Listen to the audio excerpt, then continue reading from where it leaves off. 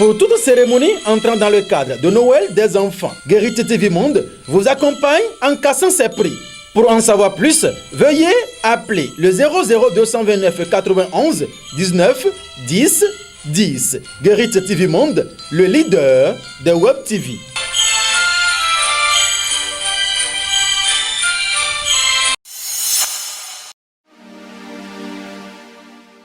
Bonjour. Mardi 8 décembre 2020, le quotidien Matin Libre a mis en manchette: CADHP demande de rétablissement du droit de grève au Bénin. Les centrales et syndicats interpellés. Alors que les députés de la 7e législature avaient retiré le droit de grève au secteur de la justice, de la santé ou encore de l'éducation en décembre 2017, ils ont été pris à partie par la Cour constitutionnelle. Cette dernière, en jugeant le projet de loi voté non conforme à la loi fondamentale, a renvoyé les parlementaires à leur copie. En son temps, pour les travailleurs, la société civile, les centrales syndicales et autres défenseurs des droits de l'homme et des libertés, c'était une décision salutaire. Car, selon eux, la grève constitue la seule arme qui permet aux travailleurs, surtout dans la fonction publique, d'obtenir de l'État la satisfaction des revendications. Mais c'était sans compter sur l'intrépidité de ces députés.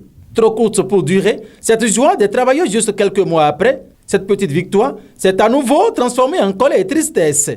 Le quotidien Matin Libre, après de plus amples détails, conclut en se posant quelques questions.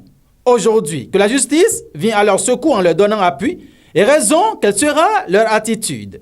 Que feront-ils? Reviendront-ils à la charge en surfant sur cet arrêt de la cour d'Arusha? Pour l'un, rien n'est si sûr, car depuis, aucune voix de leur côté ne s'est encore curieusement levée pour commenter ou apprécier la décision. En attendant qu'ils ne montent éventuellement au créneau, il est important de rappeler qu'ils sont les plus concernés par ce verdict. De ce seul fait, ils sont donc interpellés. En fausse manchette haut, plateforme de communication du réseau des artisans, les membres des 1er et 4e arrondissements installés. En page 7, l'information est à lire.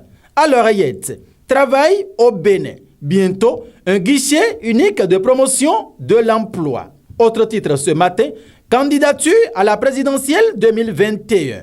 Et si le déclic venait du plateau, une interrogation dont les approches de réponse sont à lire en page 2. Désaffiliation syndicale. L'UNAM quitte l'UNSTB. Allons en page 3 pour lire les détails. Affaire de bradage domanial à Calavi. Bada déposé en prison. L'ancien maire de la commune d'Abomey-Calavi ne sera plus libre de ses mouvements.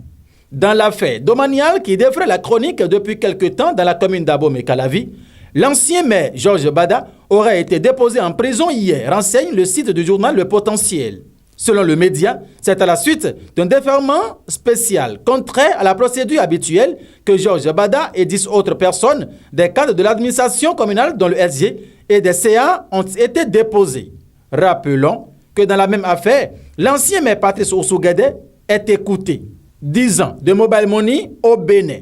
MTN Momo dit merci aux abonnés. Officiellement lancé depuis 2010, le service MTN Mobile Money célèbre 10 ans d'existence.